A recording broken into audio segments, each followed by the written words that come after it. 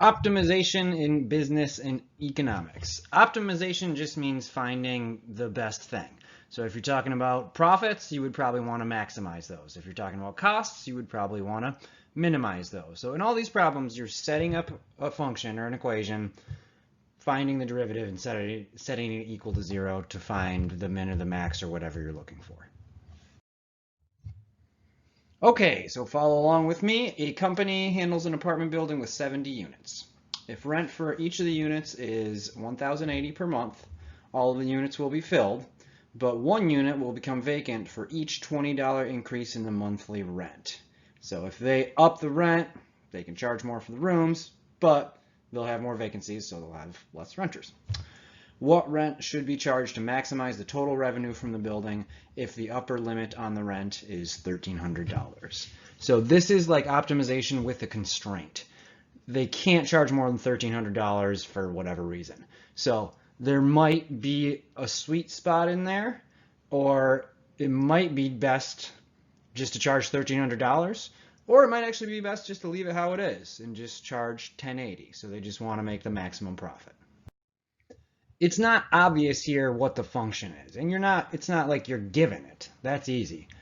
So the best way with this type of problem, I think, to me, is to make a little table like this, because then you can kind of see what the trends are.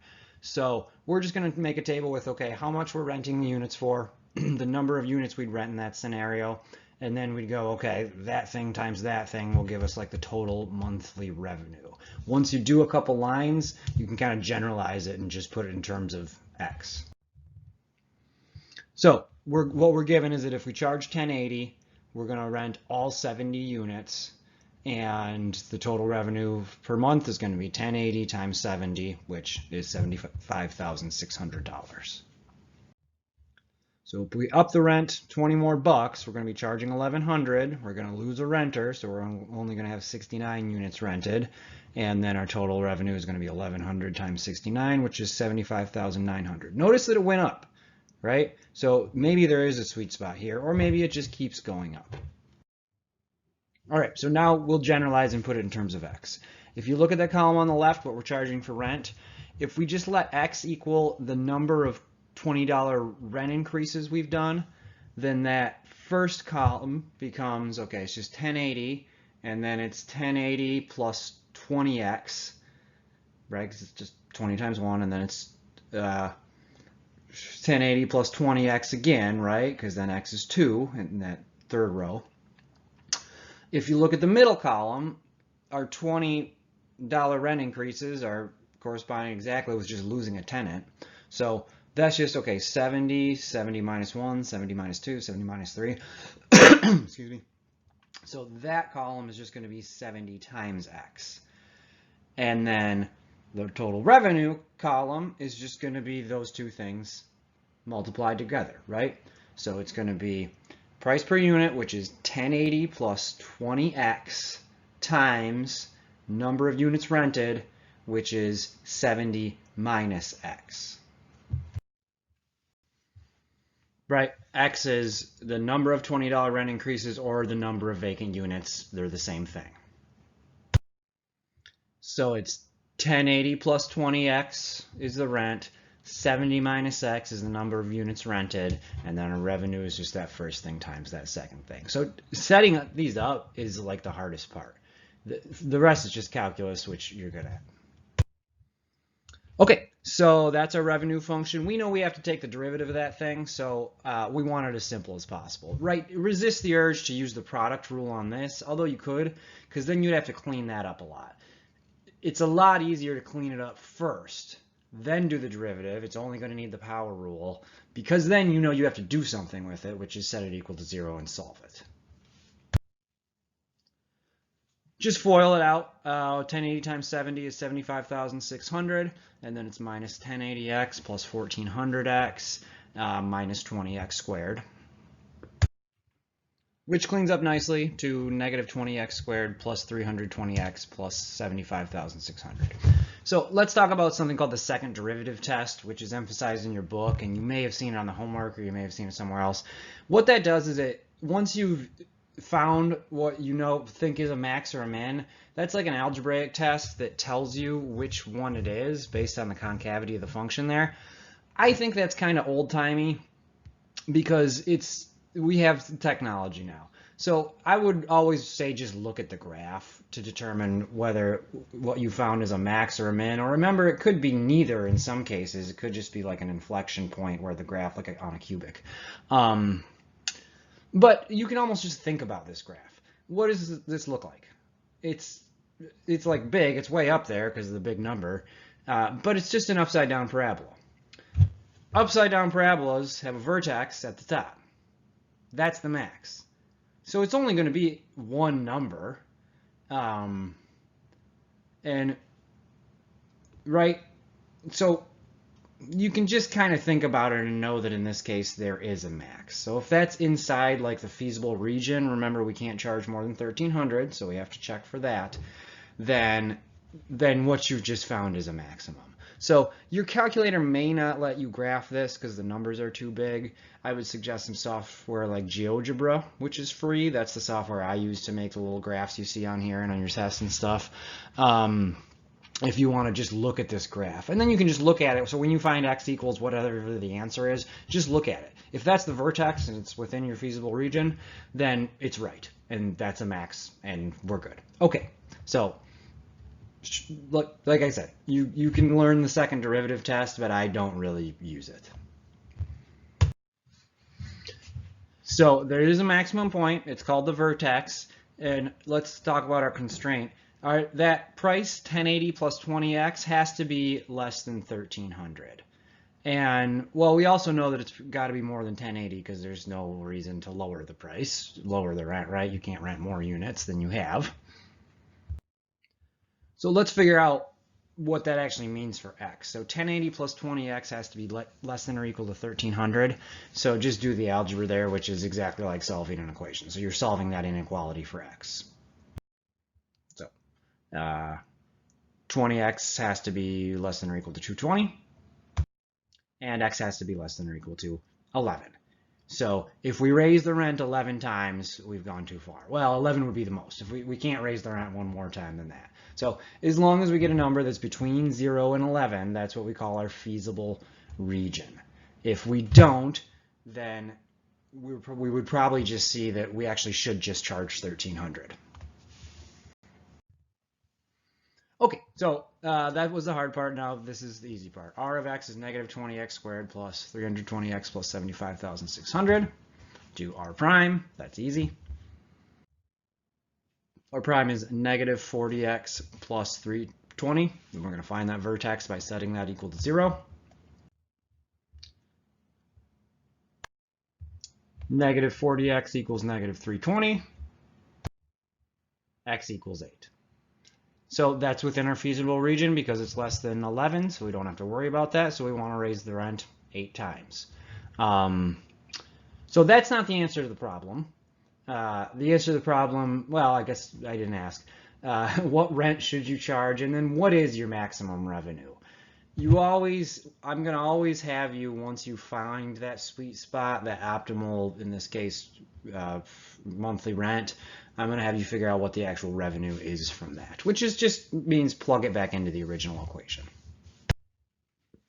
So our rent is 1080 plus 20 plus 8 rent raises of 20 each. So we should be charging 1240. That's where the vertex is. X is 8. So we go back in and figure out our rent. That should be 1240, and then plug that into the revenue, which is just 1240 times number of renters. So this is just a y value of r. So it's just negative 20 times 8 squared, which is, well, just the first term, plus 320 times 8 plus 75,600. It might honestly be easier in retrospect just to do, okay, it's 1240 and we lost 8 renters, so it's whatever 1240 times 62 is. That probably quicker. Either way, calculator. There you go. So the most we can possibly make in this scenario is $76,880. Here's a definition for you, average cost function. Sometimes we're given a cost for producing a single commodity, and then we have to multiply that by X to figure out what our total cost function, so like the total cost of producing our thingy in a month.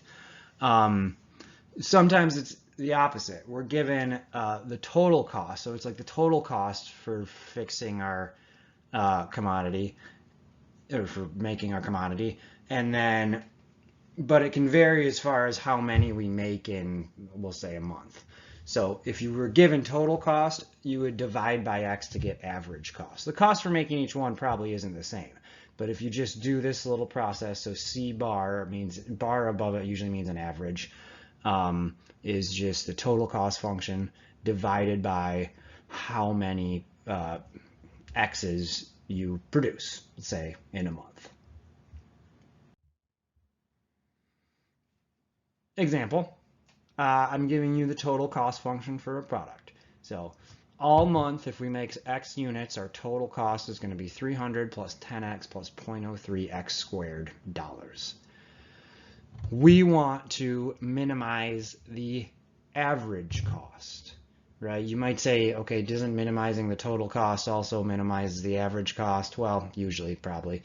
But we want to find it this way. We want to find what that minimum average cost is. So we want to know how many to produce and then how much it's going to cost us on average. So the first thing you do is just get the average cost function, right? You see what I mean? This is exactly the opposite of when I gave you the per unit and then you multiply by X. Now you just divide by X. So it's all that, 300 plus 10X plus 0.03X squared over X. Now that is our function, but again, don't just jump right in and do the derivative. If you did the derivative now, you'd have to use the quotient rule, which you should be able to do and it would work, but it's a heck of a lot easier just to split this thing up. Right, so do the algebra before you do the calculus, and then, because then you have to do more algebra. So you can split it up into three terms. It's 300 over X plus just 10 plus 0.03X. And then I would go one step farther. Remember, with something like 300 over X, don't use the quotient rule on that either. Just rewrite it. So this is just 300X to the negative 1. So this is what I've traditionally called a polynomial type function. That's just a term I made up, but it's just something in calculus where you can just use the power rule. You don't need any other rule, and you can do the power rule in your head. That's why we like to do it this way. So that's C bar prime, again, is an easy derivative because we did the work. Negative 300X to the negative 2. Middle term drops out, plus 0.03. So that's the thing we now have to set equal to 0 and solve. Now, with writing things as exponents, if you then have to solve the equation for X, it's actually, to me, it's a lot easier then to switch it back to what that is negative 300 over X squared. To me, it's just easier to figure out what to do next. And I don't know why my little bar over the C disappeared, but hopefully when you wrote it down, you wrote a little bar over the C. All right, so this isn't C prime, this is C bar prime. This is the average cost. Okay, so there should be a bar over that. So it's C prime equal to 0 and solve. So that's it. There's a couple different ways to do this. I would simply move the 0.03 over to the other side. So I would then just probably multiply both sides by X squared. You can also get rid of the negative sign now because both sides are negative. So I guess I'm multiplying both sides by negative X squared. So 300 equals 0.03 times X squared. Divide both sides by 0.03. Which makes that number bigger. So X equals 10,000. I'm sorry, X squared is 10,000. And then here's a good point. If this were just an equation you were solving, you would need a plus or minus. There are two solutions to this equation, which means there really are two mins or maybe maxes of this function, of that original function we saw, but one of them doesn't make any sense, right? So in this context, it should really be plus or minus 100, but minus 100 doesn't make any sense because it's the number of units we're producing. And in a lot of these, negative numbers don't make sense. If it's a distance or amount of money or how many units we're producing, if you should get a negative answer, it's not that you did it wrong, it's just that the function has features that just don't really apply. And that kind of goes back to the idea of a feasible region. It just can't be negative. So this isn't wrong. I just threw out the negative answer. So the units for this are units. units produced, right? So that's not money, that's not the average cost, that's the number of units you should produce, right, to minimize it. Okay, and then plug it back in. So this is the average cost. So it's 300 over 100 plus 10 plus 0.03 times 100. So go back to the original C-bar, the original average cost function, and then just plug it into a calculator. That's $16. So that's the minimum amount. That's going to be the minimum average cost to produce one of your units, and you want to produce 16.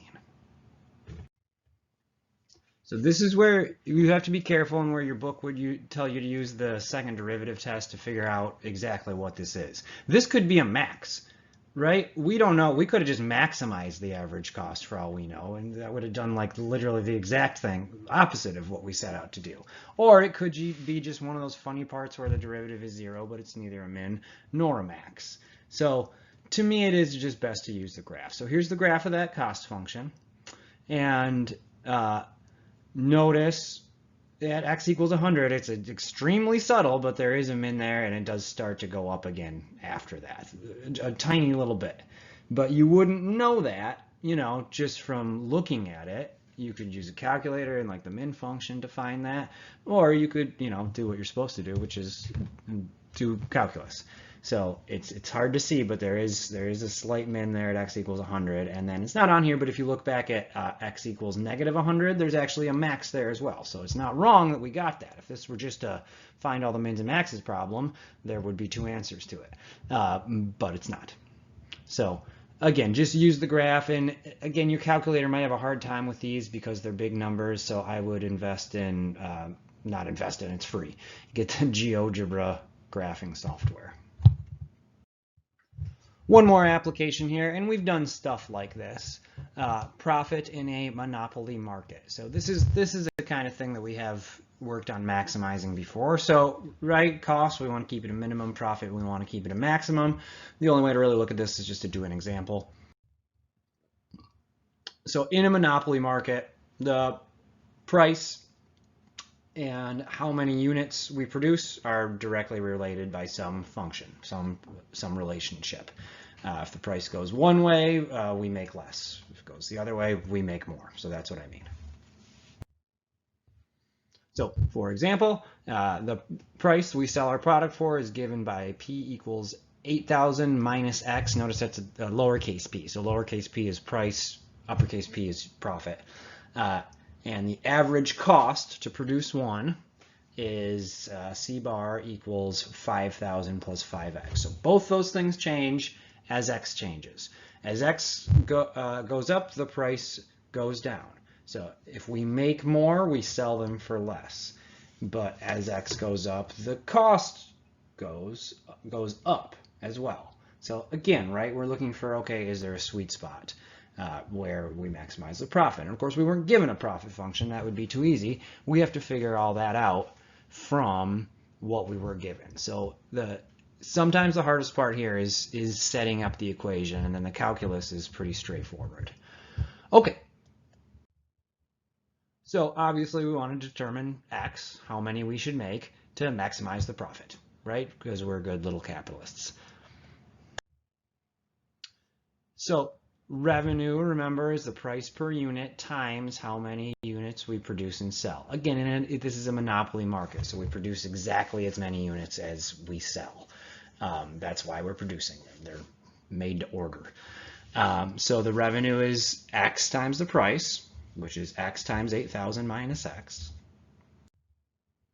which is 8,000x minus x squared. So that's our total revenue function. Our cost function is, okay, average cost for one unit times x. Now we're going the other way from the last problem. So that's x times 4,000 plus 5x, which is 4,000x plus 5x squared. So we got one thing that's going up, one thing that's going down, and then what we're usually trying to maximize is profit. So profit is revenue minus cost.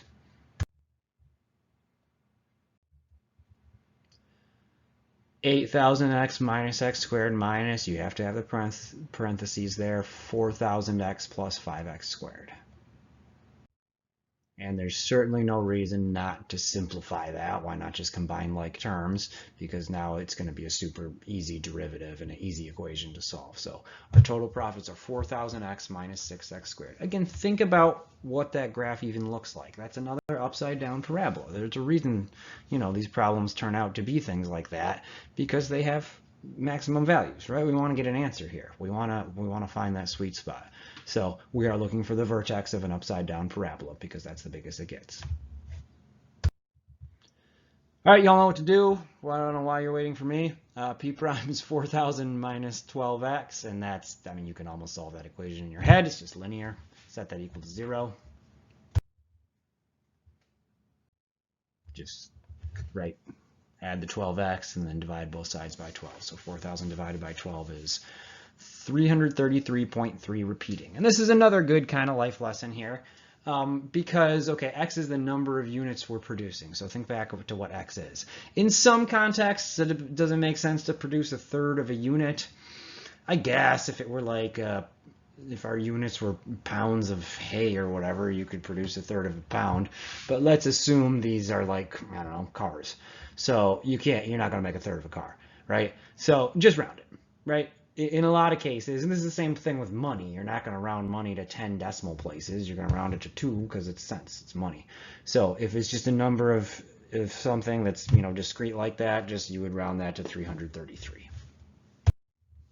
So the actual max of the function takes place at the 333.3 repeating, but we're just going to move it a little bit because, close enough. Okay, so now that's usually not